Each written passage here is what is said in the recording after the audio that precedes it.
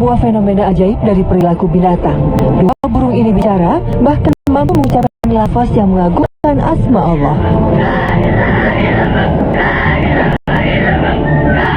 Apakah ini pertanda bahwa binatang pun bertakbir kepada Allah seperti halnya manusia? Pemirsa, fenomena binatang yang mampu berbicara dengan bahasa manusia ternyata semakin sering dijumpai, bahkan sejak masa Rasul SAW. Apakah fenomena ini sebagai tanda hari kiamat telah tiba? Sebagaimana yang dijanjikan Allah Subhanahu wa Ta'ala, bahwa kelak di akhir zaman akan muncul binatang yang berbicara kepada manusia?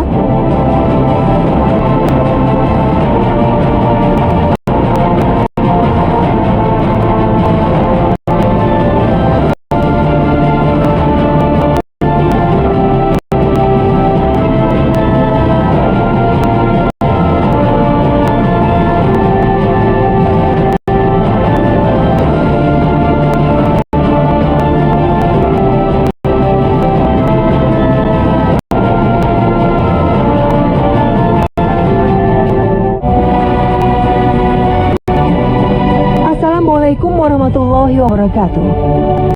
Selamat pagi pemirsa. Hasanah hari ini mencoba membawakan informasi terkait hewan-hewan yang berbahasa manusia. Pemirsa, di sebuah situs internet banyak bermunculan video tentang burung-burung yang mampu menirukan suara manusia. Salah satu yang paling menghebohkan dunia maya adalah seekor burung berjenis Congo African Grey Parrot bernama Einstein. Dalam sebuah acara televisi, Einstein mampu menghibur ribuan manusia dengan suara-suara lucunya. Si burung berbulu abu-abu ini mampu menirukan beragam suara hewan, mulai dari suara pinguin, babi, hingga kokok ayam jantan. Good. He's an owl? Good owl. How about a rooster? How about a penguin? He do penguin? Selain itu, si burung paruh bengkok ini juga mampu berinteraksi dengan sang pelatih, sehingga seolah keduanya saling bicara. Einstein mampu mengucapkan kata-kata superstar hingga bye-bye. Bahkan ketika sang pelatih Stephanie White memancingnya untuk menirukan gaya orang yang mengantuk, Einstein mampu melakukannya. I'll see the dog anyway. I don't want this to be boring. You be boring. Yeah. Well, we all love you. We know that you're famous. Kemampuan burung yang melampaui perkiraan kita inilah membuat dirinya dinamai burung Einstein. Menurut para ahli, burung memiliki kapasitas otak yang setara dengan anak-anak berusia 5 tahun, sehingga mereka mampu mengucapkan hingga 2000 jenis suara dan kata. Yang lebih menakjubkan lagi adalah gajah bernama Koshik ini. Hewan ini mampu berbicara dalam bahasa Korea. Chua, ya, chua, chua, chua, yang. Uniknya, ketika berbicara, gajah ini tidak menggunakan bibirnya. Kata-kata itu terdengar dari sebuah rongga yang ada di dalam mulutnya. Kosnik mampu mengucapkan 5 kata. Kemampuan berbahasa manusia yang dimiliki Kosnik menarik minat seorang peneliti bernama Angela Stuger. Wanita asal Austria ini berkesimpulan Kosnik mampu berbicara dalam bahasa manusia karena kedekatannya dengan sang pelatih. Dia menyimpulkan sebenarnya Kosnik tidak benar-benar mengerti apa yang dia katakan.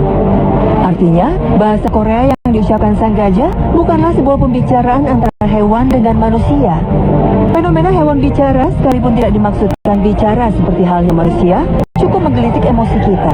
Seperti misalnya burung yang bisa melafazkan zikir. Betapa sombongnya kita jika burung itu bisa melafalkan zikir, sementara ada sebagian kita sendiri justru mengabaikannya.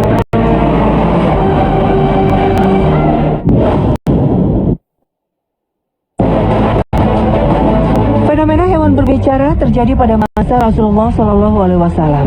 Suatu hari, ada seekor serigala yang berusaha memangsa seekor kambing.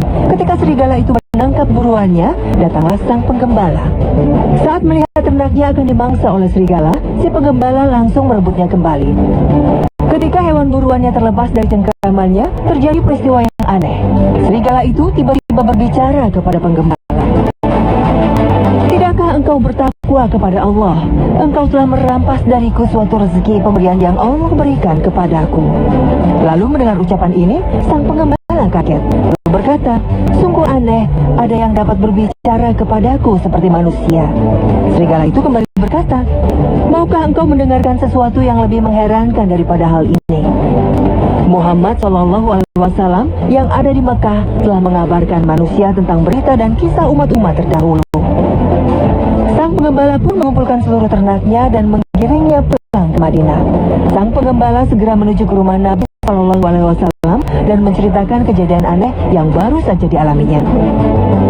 Ketika mendengar cerita dan pengalaman sang penggembala, Nabi Muhammad SAW memerintahkan agar dikumandangkan perintah untuk sholat berjamaah. Setelah para sahabat berkumpul, Nabi memerintahkan si penggembala kembali mengulang kisahnya. Lalu si penggembala bercerita bahwa ia telah bertemu dengan serigala aneh yang mampu berbicara dengan bahasa manusia. Kemudian Nabi SAW bersabda, "Apa yang dikatakan penggembala ini benar. Demi yang jiwaku ada di tangannya, kiamat tak akan terjadi sampai hewan-hewan buas akan berbicara dengan manusia. Orang-orang akan diajak bicara oleh ujung cambuknya dan tali sendalnya. Pahanya akan mengabarinya tentang sesuatu yang dilakukan oleh keluarganya setelah kepergiannya." Kisah serigala yang bisa bicara ini disebutkan dalam beberapa kitab hadis. Di antaranya adalah Al-Musnad karya Imam Ahmad dan kitab Al-Mustadrak Al-Ashohihain karya Imam Al-Hakim serta Dalail An-Nubuwah karya Imam Baihaqi. Pemirsa, tentu kita akan merasa aneh ketika mendapati binatang yang mampu berbicara dengan manusia dengan bahasa yang sama. Tapi jika Allah telah berkehendak atas segala sesuatu pada makhluknya, maka pastilah akan terjadi. Serigala yang bisa bicara akan sama aneh dengan tangan dan kaki yang akan berbicara dan bersaksi kelak di hari akhirat. Hal ini pun pasti akan terjadi. Maka jadikanlah ini sebuah peringatan, karena sesungguhnya Allah mampu merubah apapun pada makhluknya.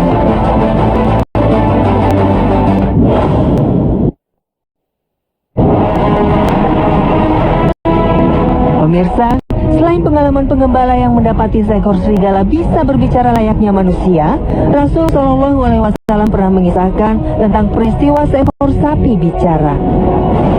Sahabat Abu Hurairah meriwayatkan bahwa Rasulullah SAW bersabda, "Dahulu ada seorang lelaki berjalan sembari menunggangi seekor sapi miliknya, dan ia mencambuk atau memukul hewan ternaknya itu.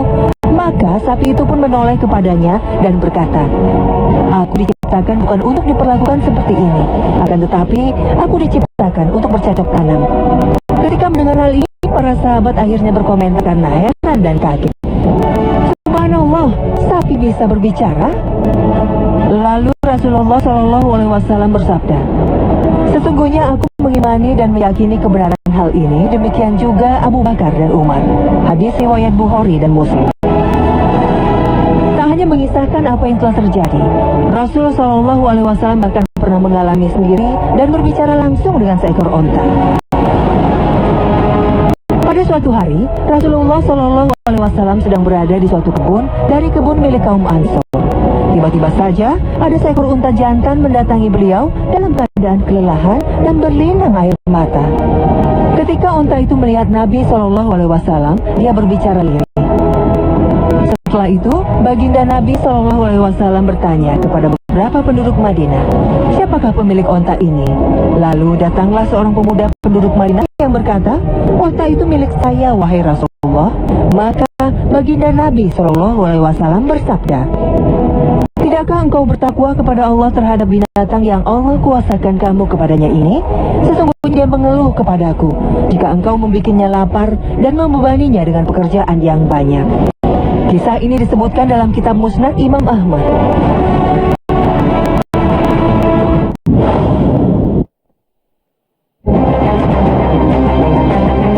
Rasul SAW mengajarkan pada umatnya agar menyayangi binatang, memperlakukan binatang sesuai kodrat penciptaannya, melarang umatnya memperlakukan di luar kemampuannya, seperti memberikan beban dan muatan yang berlebihan.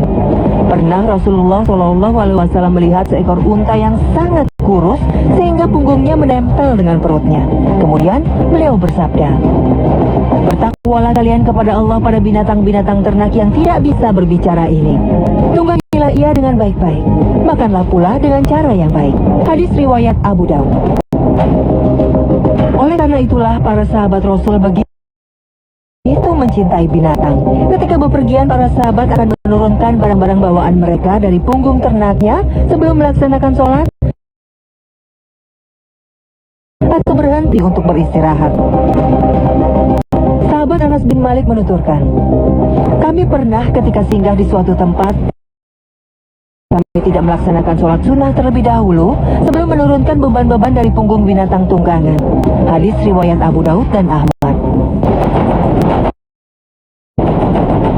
Imam Nawawi menjelaskan, inilah gambaran betapa tingginya rasa kasih sayang para sahabat Nabi terhadap ternaknya.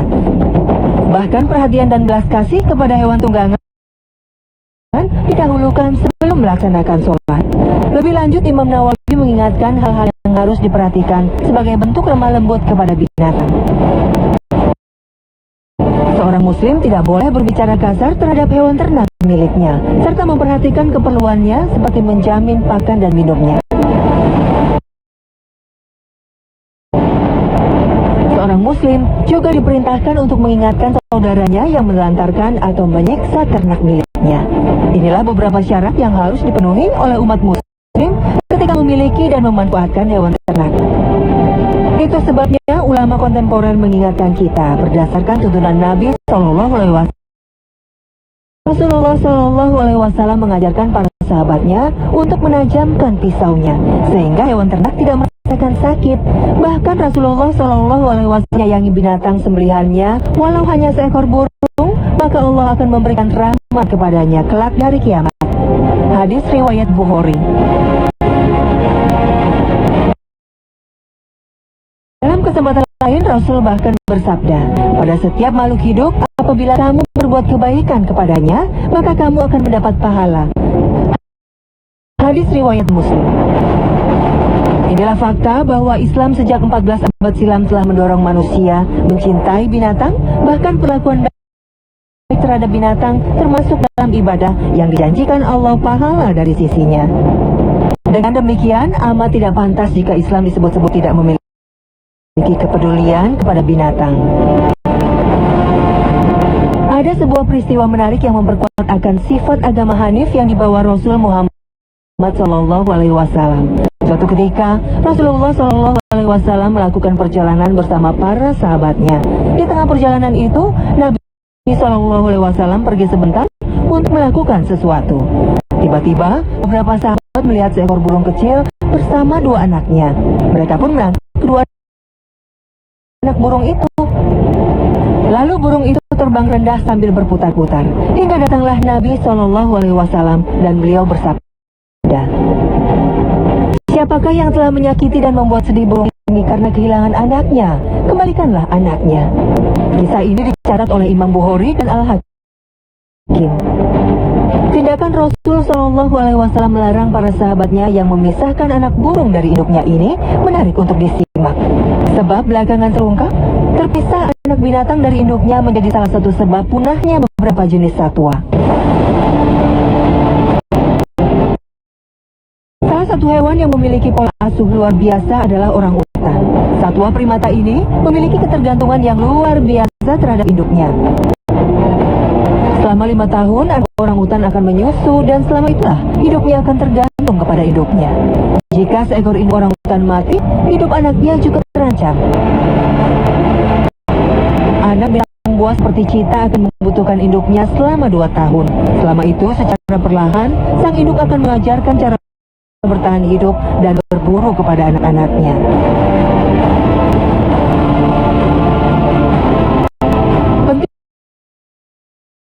Pentingnya peran induk juga vital bagi anak-anak koala dan beruang kutub. Bayi koala dan beruang kutub dilahirkan dalam keadaan buta, sehingga induknya lah yang akan menjamin kehidupan mereka. Pemirsa, inilah fakta-fakta ilmiah mengenai hewan yang belakangan terungkap. Ternyata Nabi SAW sudah mengingatkan umatnya sejak 14 abad silam. Tentu hal ini merupakan mukjizat Nabi SAW. Ini pula cara Islam melestarikan seluruh makhluk penghuni bumi. Sayangnya, bahkan umat muslim sendiri kini justru berandil merusak kelestarian makhluk-makhluk Allah Subhanahu wa Ta'ala. Telah nampak kerusakan di darat dan di lautan yang disebabkan oleh tangan-tangan manusia, supaya Allah merasakan kepada mereka sebagian dari perbuatan mereka, agar mereka kembali ke jalan yang benar. Al-Quran Surah Ar-Rum ayat ke-41.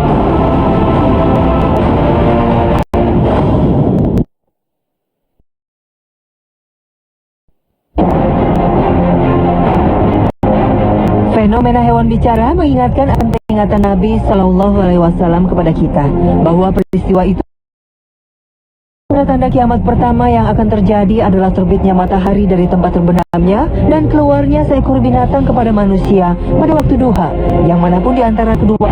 Al-Hafiz Ibnu Hajar memperkirakan binatang bumi tersebut akan muncul pada hari terbitnya matahari dari barat.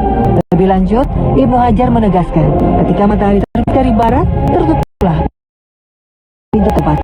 Maka keluarlah binatang bumi tersebut mengungkapkan seluruh manusia siapa di antara mereka yang mukmin dan siapa yang kafir. Apakah matahari terbit dari barat dahulu ataukah munculnya binatang yang bicara? Yang jelas munculnya salah satu dari keduanya yang lebih dahulu menjadi tanda ditutupnya pintu taubat oleh Allah Subhanahu wa Ta'ala. Binatang yang bisa bicara yang telah dijanjikan Allah akan keluar di akhir zaman ini memiliki ciri-ciri seperti yang disebutkan dalam sebagian riwayat, yaitu seekor binatang yang besar, berbulu panjang, berbulu roma pendek dan halus, dan mempunyai beberapa kaki. Bentuknya besar, tapi tidak ada keterangan seberapa besarnya. Wallahu a'lam. Cukup bagi kita untuk yakini saja bahwa binatang bumi benar-benar akan keluar di hari kiamat berdasarkan firman dari Allah. Dan apabila atas mereka, kami akan mengeluarkan seekor binatang melata dari bumi yang akan mengatakan kepada mereka bahwa sesungguhnya manusia sudah tidak yakin kepada ayat-ayat kami. An-Naml 82. Saat binatang itu muncul, apa yang dilakukan dan dikatakan oleh binatang itu? Sejumlah sumber menyebutkan binatang itu akan bicara pada manusia, bahwa sesungguhnya manusia sudah tidak yakin dengan ayat-ayat Allah. Dia akan memberikan tanda-tanda atau cap di tiap-tiap wajah manusia. Tanda-tanda oleh binatang itu. Bahkan orang-orang yang berada di masjid yang paling terjaga dan terhormat, yaitu Masjidil Haram, ia tidak akan terhenti dari kejaran mereka.